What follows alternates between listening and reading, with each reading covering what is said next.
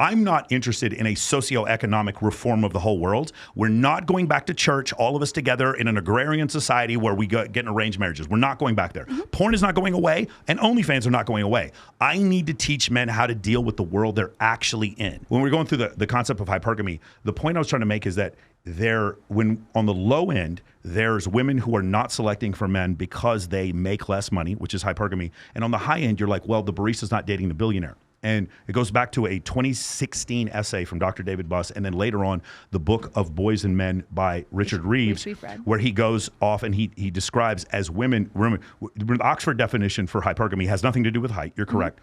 But in that definition, they talk specifically about socioeconomic, so education and income, right? As women become more educated and then have more income, the pool of men that they can choose from. Remember, Rihanna's worth $100 million and dating a billionaire. The pool of men that they get to choose from becomes less and less. Those women are competing with other women who are as educated as them and women who are not as educated with them for those men who make more money and are more educated than them. Because of that, the reason why hypergamy does not manifest at the highest levels is a function of economics. No, but it doesn't mean, like, people typically, like I said, date across. Plus there's a study, I think it's called, they're looking at all the different countries in Europe, and they're looking at education and income, and you can literally see as women become more educated, that goes down and down and down and down. Because when you make, and right now, almost half of U.S. households, the wife is making as much or more than the guy. So that's not a function of selection. That's look, if you survey women and you say, do you want a man who makes less than you? Of course. Like, they're going to say no. no. You're getting my point. The point I'm trying to make is, as men comparatively make less money than women, of course, the obvious answer you're going to get is that 50% of households, you're going to have a woman making as much as a man. The point I'm trying to make is that what happens eventually is women want to marry someone, and they're going to end up settling because they end up not marrying the person that they wanted, because economically, there just aren't enough guys. Again, 6 feet tall, $100,000 a year. It's 0.17 times 0.14. It's 2.3% of men. So if you look at that, how many baristas are there compared to the 2.3% of men? The numbers won't match up. Yeah, but it's the same thing. If you ask men, do you want to grow with double Ds? They're all going to say yes. Totally because fine. Their wives are going to have B. Like that's not what they're actually doing. I actually think I care about what they're doing, not what they feel like they want. So going back to the original thing I said, you don't deny hypergamy exists. You just deny that it manifests. And hypergamy, it depends if you're saying that people want, like, if is a guy hypergamous because he wants to girl with nicer tits than him, like hypoandrous, or like, but hold on. Yeah. Here's the reason why it's different. Because me being stronger than you, like, okay, so let's get one thing straight. Because I know there's a clip that Myron said that went viral or wherever, where he goes, you want a man who's stronger than you and smarter than you and makes more money than you, etc.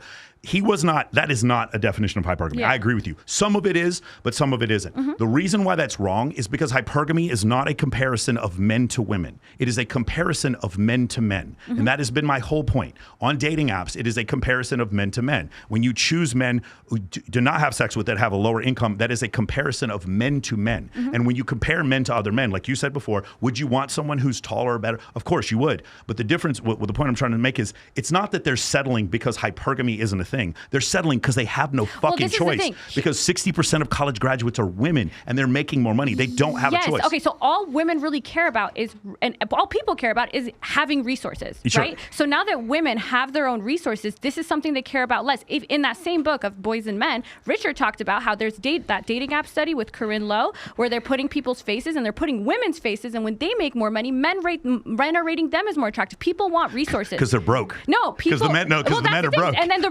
reason women wanted that before is because the women are broke. Look, on our end, I'm making millions of dollars a year. I don't care how much my guy makes because I have plenty of resources. I don't need a man to acquire resources. Yes. And this is what's happening. Everyone wants resources. So when you have the resources yourself, like I do, then I don't give a fuck. Men who have all the resources, they don't care how much their women makes. In Dr. Buss's 89 study, and all 37 cultures, women were more interested in a man's ability to acquire resources than the other way around. Of course, that's because for a long time, women weren't even accepted into the workforce. But even today, women aren't specifically, I'm not saying, I agree that you don't care. What I'm saying is you don't select for men who are poor because they're poor. No, I select for like the traits I actually need. Correct. Like a good partner, a communicator. I literally always say I'm in a one-sided open relationship where I'm the one that he's close, I'm not. So it's completely flipped. The one who has the resources is usually the one who's like, oh, I don't care how much you make. No, I totally agree with that. That's definitely true. That's definitely it. Because because of your income, you're more in scarcity than he is. I'm the alpha male. You're the alpha male in the relationship. Farah, what do you think about this? I don't want to keep you out of this. It just sounds like there isn't a problem. Like you're saying hypergamy only manifests in short-term dating, but it sounds like no, it wasn't a problem. The point was whether or not it exists. Because here's the issue. At some point, I'm not interested in a socioeconomic reform of the whole world. We're not going back to church, all of us together in an agrarian society where we get in arranged marriages. We're not going back there. Porn is not going away, and OnlyFans are not going away. I need to teach men how to deal with the world they're actually in. And in dealing in the world they're actually in, is it better for them to be below 14% body fat than above? The answer is yes. And that is because, and if I sit there and try to act like it's not, and basically what they need to do instead is just like believe in themselves, clench their butthole, gnash their teeth, and read the fucking secret. If I tell them that instead, I'm giving them bad advice. At some point, I need to give them advice. None of us have perfect advice. We're talking about surveys where people are announcing themselves anonymously. We don't know what the truth is, but the reality of the situation is at some point we need to take all these data points. Well, we know what the and truth take is action. when it comes to actual meeting, just not. So what people say they want, I like to look at what they're actually doing. For sure. That's why But my explanation for why they're doing that, why women are saying, I want a guy who's 6'3" and makes $500,000 a year, and yet are dating the guy who makes $70,000 a year and is 5'10", is because that's all that's left. Okay, that's well, the men who are saying, I want a woman with a really flat stomach and I want her to have double D's, he's settling too for his bum ass. You are never going to have an argument against male hypergamy or male hypoandry. Okay, I totally agree with you. Okay. I don't know why anyone in Red Pill would even oppose that idea. Of course we want hotter girls. Nobody would ever say that. But going back to my original point, the reason why the comparison thing happened is because me being bigger and stronger than you actually helps in your survival.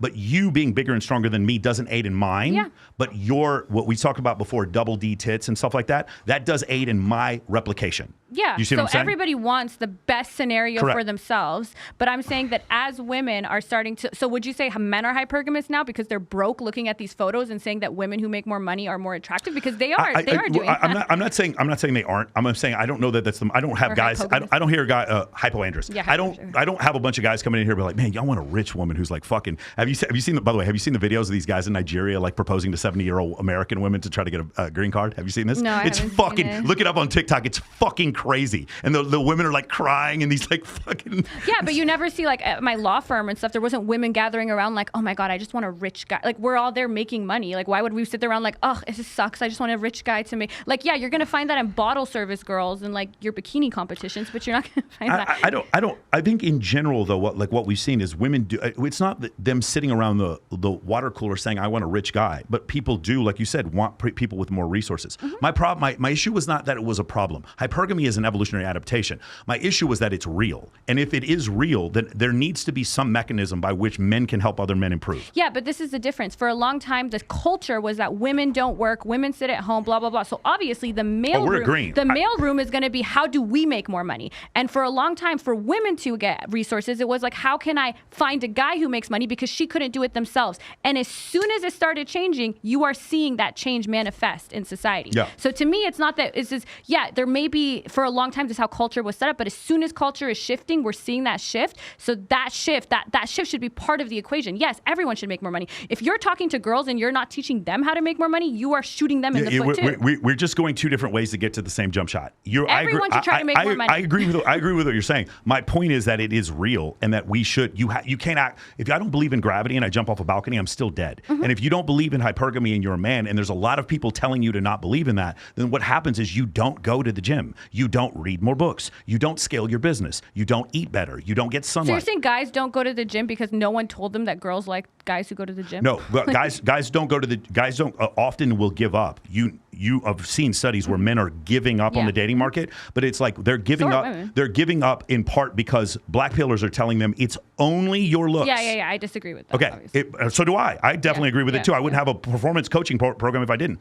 So they're saying it's only your looks. So if I tell you it's only your looks, then fuck. Why am I going to read and go to the gym? Why am I actually going to go to? I'm 40 years old. Why am I going to go to a TRT doctor and figure out that I'm in the fucking 200s? What advice would you give an 18-year-old woman on her best chance of success in a long-term relationship? You would say go to college and make money because those are the women. Sure. So I'd also say get married after 25. And I know a lot of the guys don't like when I say this, but like the reality situation is statistics show like there's a certain level of neuroplasticity that doesn't exist until you're 25. Yeah. If you're watching this, I have a gift for you. Click the link below and I will send you a private invite to my community. And yes, it's absolutely free.